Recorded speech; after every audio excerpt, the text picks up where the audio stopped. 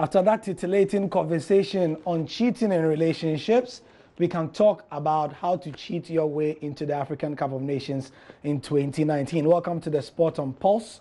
I'm Gary Al Smith. It's touchdown in Nairobi for the Black Stars ahead of their game with Kenya. That will be at 1 p.m. tomorrow. But first of all, they are not the only team in action across the continent. Here is a wrap.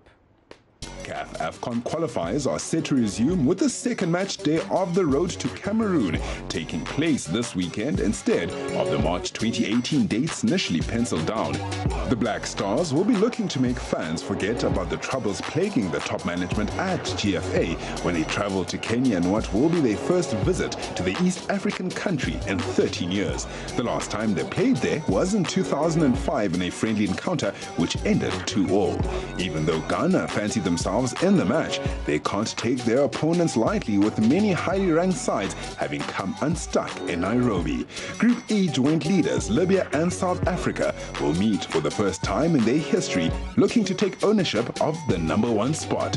Both sides going into the encounter confident of their chances. Bafana Bafana are boosted by their first ever competitive victory over their arch rivals Nigeria on match day 1, while Libya thrashed Seychelles 5-1 in their qualification opener.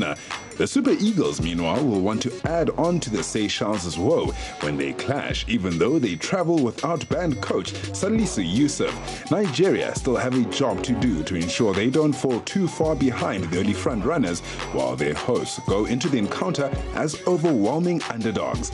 Mozambique are bidding to end a 4-tournament absence from the competition, and it's so far so good as they claim their hard-fought victory over neighbors Zambia away from home in the first round. They next face Group K joint leaders Guinea-Bissau at home and have the chance to go top on their own and take control of their destiny. Group G leaders Zimbabwe will be looking to do the same. They are on a run of 3 consecutive victories but face a tricky trip to Brazzaville where the Congo lie in wait. The hosts haven't won at home in 2 years, but they can never be taken lightly and always remain a threat. So that's the wrap. It's not just Ghana. There will be very interesting and key games across the continent.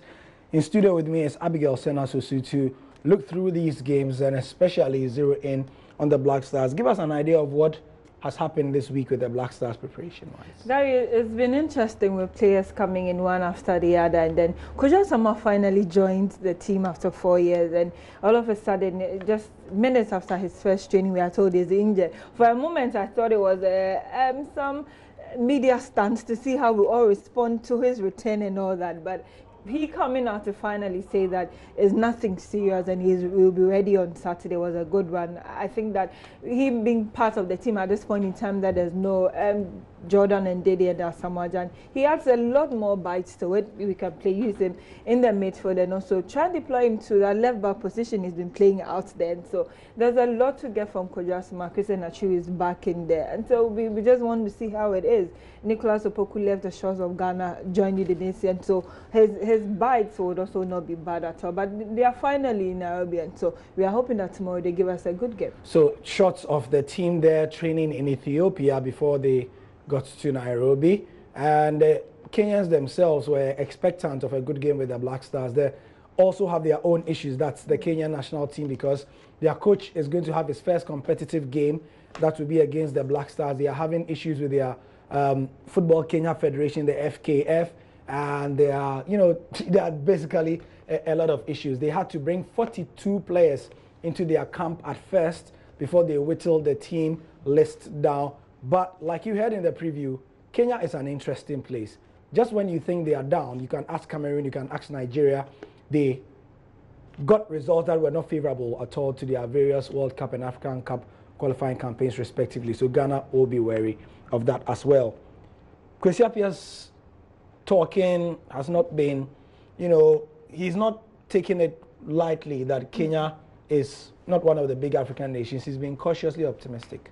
Like you said in your preview, he has to be, because at this time that a lot of people were expecting that it becomes automatic that we win against them because of whatever they are going through. They are without their captain Vincent Wanyama, and so they feel that they have lost something. But hey, they have a very good attacker in young Michael Olunga. He's with the Japanese side now, but he scored in their game against Senegal, even though, Sierra Leone, even though they lost that one. But he brings something good to the table for them, and so if we say they've lost everything because there's no Wanyama, then we are going to get it wrong. They have a lot of people to look up to. Matasi in goal post is also one of those that has been with the team for a very long time, and so in terms of experience, he brings it on board for them. So they would want to win this one, at least save their head. They want to get back into the competition after the last time in 2004. So they would want to play for everything, and we would want to keep that top spot in the group. And so it's not going to be lightly like we think or like we say, because of how they have prepared for this one. The Black Stars need to be very cautious.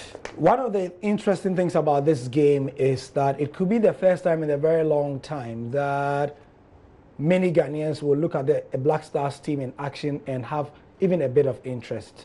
Following the airing of the announced video and everything that has happened, people feel like the FIFA Normalization Committee and the potential naming of the people on it will be the beginning of a new Ghana football in terms of what our story is. Do you think that fans will start rallying behind the Black Stars with this game? Now, you know, as Ghanaians and people who love football, we have followed the Black Stars for a lot of reasons, and I don't think that the announced video is something that will take that love away. So far, the team is winning. We don't really seem to care about whatever is happening, and even after announced video, the national teams have been allowed to be in action, and so we follow football, but just that is in one direction. All we want now is for the Black Stars to win, and that takes nothing away from us. Thank you, Abigail Senasusu, for joining us on this bit of analysis, and let's know if you or the apathy you may have felt for the Black Stars over the years because of the well-documented issues will be going away. Will you be cheering the team on? Don't forget that kickoff is at 1 p.m. Build-up starts at 12:20 on Joy 99.7 FM in Accra. Also Love FM in Kumasi will be having live commentary, and Asempa FM here in Accra as well. I'm Gary Al Smith. We have more build-up on myjoyonline.com.